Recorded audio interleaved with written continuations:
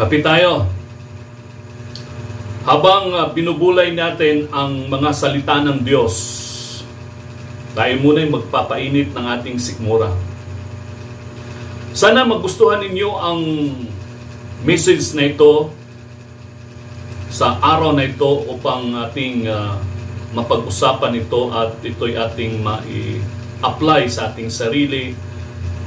Sampalatayanan natin ang salita ng Diyos na nagbibigay sa atin ng buhay, pag-asa, at higit sa lahat ang lakas, ang sigla na tayo na nanatiling buhay kasama ang Diyos sa pamamagitan ng ating pananampalataya. Pakinggan po natin, tapusin po natin ang panood sa bidyong ito. The Center of Salvation. Paul's letter to the church in Ephesus lays a foundation for the power of salvation that is achieved through Jesus Christ's death and resurrection. The core of the Christian faith is found in this event. The forgiveness of sins that we experience as Christians came through the blood of Christ that was shed on the cross. Jesus lived a perfect life and became a perfect sacrifice for the brokenness of all mankind. Without the shedding of blood, there would be no forgiveness of sins. As it is written in the book of Hebrews chapter 9 verse 22. Verse 22. And almost all things are by the law, purged with blood, and without shedding of blood is no remission or forgiveness. And without the forgiveness of sins, we would not be able to approach our holy and perfect God.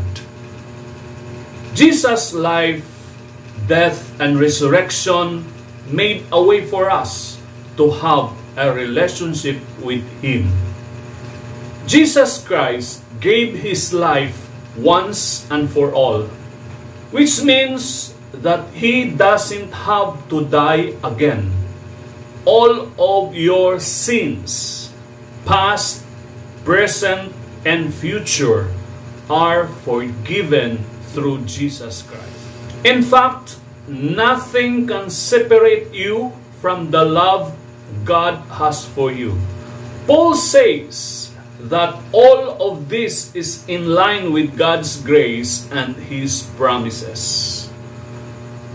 All throughout Scripture, God promises to redeem His people. He promises to rescue them and free them from their bondage to sin and brokenness. God accomplishes this through Jesus Christ. Think about God's great love and grace for you. Do you feel forgiven and set free? Or are you weighed down by your mistakes? Spend time talking to God, thanking Him for what He has done for you. Remind yourself of God's promises. Ask Him to fill you with the knowledge of His love and grace. Isalin natin ito sa Tagalog para po sa ibang Ilocano, Tagaluzon. Ang sulat ni Pablo sa simbahan sa Efeso, ang sulat ni Pablo sa iglesia sa Efeso ay naglalatag ng pundasyon para sa kapangyarihan ng kaligtasan na nakakamtan sa pamamagitan ng kamatayan at muling pagkabuhay ni Jesus. Matatagpuan ang core ng pananampalataya sa Kristyanismo sa pangyayaring ito. Ang pagpapatawad ng mga kasalanan na ating nararanasan bilang mga Kristiyano ay dumating sa pamamagitan ng dugo ni Kristo na ibinuhos sa krus. Namuhay si Kristo ng isang perpektong buhay at naging isang perpektong hain o sakripisyo para sa pagkabaliwala ng lahat ng sangkatauhan. Nang walang pag-aalay ng dugo, walang pagpapatawad sa mga kasalanan. Nakasulat sa Hebreo chapter 9 verse 22. Verse 22, at ayon sa kautusan, ay halos masasabi kong lahat ng mga bagay ay nililinis ng dugo, at maliban na sa pagkabuhos ng dugo ay walang kapatawaran. At nang walang pagpapatawad sa mga kasalanan, hindi tayo makakalapit sa ating banal at perpektong Diyos. Ginawa ni Hesukristo ang paraan para sa atin upang magkaroon ng relasyon sa Kanya sa pamamagitan ng Kanyang buhay, kamatayan at muling pagkabuhay. Ibinigay ni Hesukristo ang Kanyang buhay ng minsan at sa lahat. Kaya't hindi na Niya kailangang mamatay muli. Lahat ng iyong mga kasalanan at sa akin, noon nakaraan, ngayon at sa hinaharap, ay pinatawad sa pamamagitan ni Hesukristo. Sa katunayan, walang makapaghihiwalay sa iyo mula sa pagmamahal na ibinigay ng Diyos sa iyo. Sinabi ni Pablo na ang lahat ng ito ay kasama sa biyaya at pangako ng Diyos. Sa buong kasulatan, ipinangako ng Diyos na iligtas ang Kanyang mga tao. Ipinangako Niya na ililigtas sila at palalayain mula sa kanilang pagkaalipin sa kasalanan at sa kawalan. Ginagawa ito ng Diyos sa pamamagitan ng Kanyang bugtong anak na si Hesukristo. Isipin ang malaking pagmamahal at biyaya ng Diyos para sa iyo. Nararamdaman mo ba ang pagpapatawad at paglaya? O binibigyan ka ba ng iyong mga pagkakamali? O binibigatan ka ba ng iyong mga pagkakamali? Maglaan ng panahon upang makipag-usap sa Diyos. Heart-to-heart talk. Pasalamatan siya sa ginawa niya para sa iyo. Ipaalaala sa iyong sarili ang mga pangako ng Diyos. Hilingin sa Kanya na punuin ka ng kaalaman sa Kanyang pagmamahal. Mahal tayo ng Diyos. Tayong lahat, masama o mabuti, mahal tayo ng Diyos. Ang masama, pag hindi lalapit, ay walang lugar para sa kaharian ng Diyos. Ngunit, ang makasalanan na lumapit, katulad doon sa krus na lumapit yung isang kawatan, ang isang kawatan hindi lumapit sa kay Hesukristo, ang isa ay iniligtas, isinama ni Hesukristo sa paraiso. Ngunit ang isa, saan napunta? Yun ay sa kabilang dako. Doon sa kadiliman, in the bottomless pit of the earth. Isalin natin to sa Bisaya para naman doon sa mga Visayas at Mindanao. At sana'y maintindihan natin at sana'y maunawaan, masabtan ang salitang ito. Para po sa lahat ito, sa mga mayayaman o sa mahihirap, sa mga matataba at mga payat, sa mga matatanda at bata, ang lahat na ito, mensahe ay para sa atin, sa iyo at sa akin. Ang sulat ni Pablo sa simbahan sa Efeso nagtukod sa pundasyon sa gahom sa kaluwasan nga natigong pinaagi sa kamatayon o pagkabanhaw ni Hesukristo. Ang gituuhan sa Kristiyano nahimutang niini nga kasaysayan.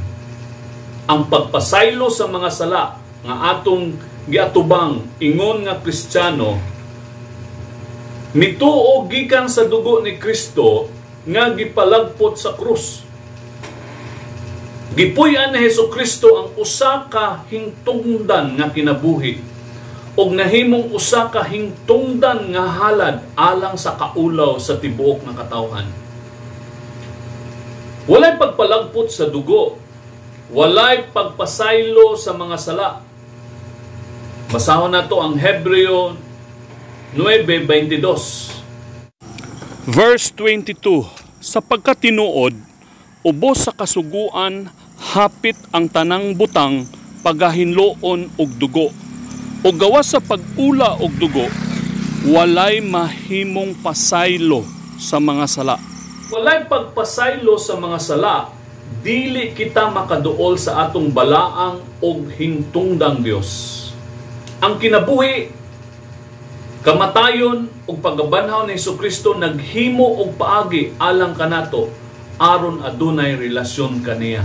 Gihatag ni Jesus ang iyang kinabuhi og sa alang sa tanan nga nagpasabot nga dili na siya kinahanglang mamatay pag-usab.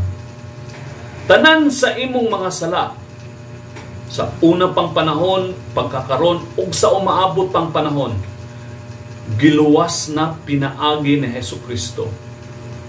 Sa kamatuoran, walay bisan unsa nga makapaundang kanimo gikan sa gugma nga gihatag sa Dios kanimo. Mingon si Pablo nga kini tanan napunta sa kaluwasan ug sa mga saad sa Dios. Sa tibuok kasulatan, nagasaad dito ang Dios sa pagluwas sa iyang mga katawhan.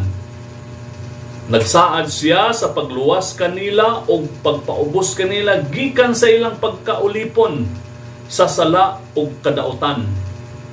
Kini, gipahimo sa Dios, pinaagi sa iyang bugtong anak na si Hesukristo. Hunungi ang dako nga gugma o kaluoy sa Dios kanimo. Hibalua kung nakadawat ka ba sa pasaylo o kagawasan. O gipalalom ka ba sa imong mga sayo? Maglaom og panahon sa pagsulti sa Dios. Pagpapasalamat kaniya alang sa iyang gibuhat, alang kanimo ug alang kanako. Ipahinumdom sa imong kaugalingon sa mga saad sa Dios. Pangayu isya nga pun-an ka sa kaalam sa iyang gugma ug kaluoy. Mao kini ang pulong sa Dios. Pulong sa Dios nga atong ang pulong sa Dios nga atong huna-hunaon sa kamakadaghan og balik-balik nga higayon nga ang Dios matinud-anon ug mahigugmaon kanato. Andam siyang muluwas kanato kung kita lamang muduol diha kaniya, kung kita lamang mutawag diha kaniya, kung kita lamang diha muhangad sa langit, o kita mangayo o kapasayloan sa atong mga sayop nga mga niagi nga mga kaadlawan o mga katuigan. Tinuod ang Dios maluluyon. Kinsa katong muduol kaniya, iya gayud kaluy-an kay siya gugmaman nga Dios. Tuuhi lamang kini nga pulong o kini magapanglihok ang Dios kay siya concern kanimo. Concern siya sa imong kasing-kasing. Kung genuine ang imong kasing-kasing nga magaduol kaniya, nan ang Dios mas maayo pa kanimo o kanako nga siya balaan ug matarong ug kita hatagan og kapasayloan sa atong mga sala. Og kita hatagan og saad sa iyang mga pulong nga kita adunay kinabuhi nga walay katapusan. Pagkahuman sa atong kinabuhi dinhi sa kalibutan, aduna kitay maanindot nga kinabuhi sa walay katapusan kay kita iya manggigam-an og mga kwarto nga hinimo sa mga bulawan ngadto sa iyang gingharian sa ikatulo nga langit. Kung imo kining pagatuuhan nga mga pulong nan makabaton ka og mga saad sa Dios sa iyang mga pulong og ikaw ug ako magkita-kita sa ikaduhang kinabuhi. Grasyahanon ang Dios kaniyang dungog himaya, dayigon siya sa walay katapusan kay siya maayo nga Dios, balaan nga Dios, gamhanan nga Dios sa tanan. Walay makatupong kaniya kay siya lamang ang tag-iya sa tanan. Dayigon ang Dios.